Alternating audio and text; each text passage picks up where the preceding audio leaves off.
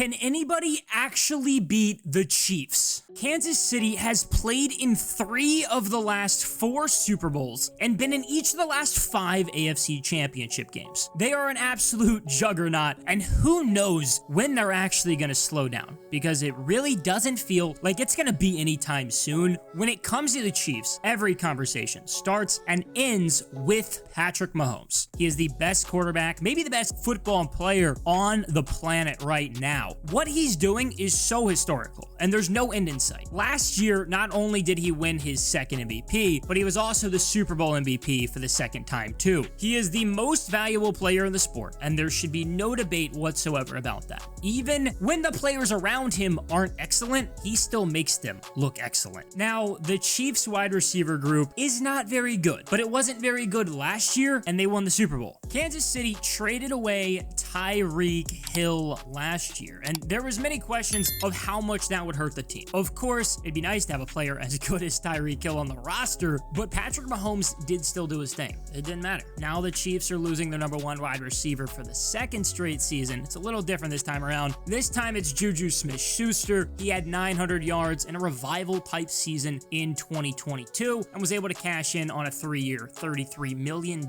deal with the Patriots this offseason. The now expected one in KC is actually Kadarius Toney. Now, he is what I would consider a lottery ticket. I love taking him in fantasy football drafts. He could be great. He could also only play in 3 games because of injuries and then do something stupid that gets him in trouble. Toney's exciting. I don't know what's going to happen, and I can't wait to see what does. He did only have 171 yards in 7 games last year after he was traded for a 3rd and a 6th from the Giants. Then the Chiefs' number 2 returns, Marquez Valdes-Scantling. He had 700 yards last season, and he returns to that number 2 role. Sky Moore should have a bigger role in the Chiefs offense after he had 250 yards as a rookie. Kansas City took him in the 2nd round in 2022, and they took another wideout in the 2nd round this year, Rashee Rice. He just put together a 1,300-yard, 10-touchdown season at SMU. Shout out ACC. Now, there are a couple of other guys ahead of Justin Ross on the depth chart, but you have to bring up Justin Ross, especially with all the hype he's gotten in the preseason. He was so good at Clemson. In his first 2 years at Clemson, he had 1,800 yards and 17 touchdowns. Then he had to have a spine and neck surgery and missed the entire 2022 season. He ended up with 500 yards in 2021 and then went undrafted in the 2022 draft. He ended up signing with the Chiefs, the only team he's been with, and then he spent the whole year essentially on injured reserve because of a foot surgery. Ross has shown so much talent. Now it's really just a question of whether or not he can stay healthy. And if he does, he could be really good and find his way bumped up in that depth chart. Now, there isn't a ton of experience when it comes to the wideouts, but honestly, Travis Kelce alone makes up for that. Not much needs to be said about Kelce. He owns a bunch of NFL records and is a 7-time All-Pro. He'll be in Canton one day without any doubts. Then behind him, Noah Gray should also get some targets. He had 300 yards in 2022.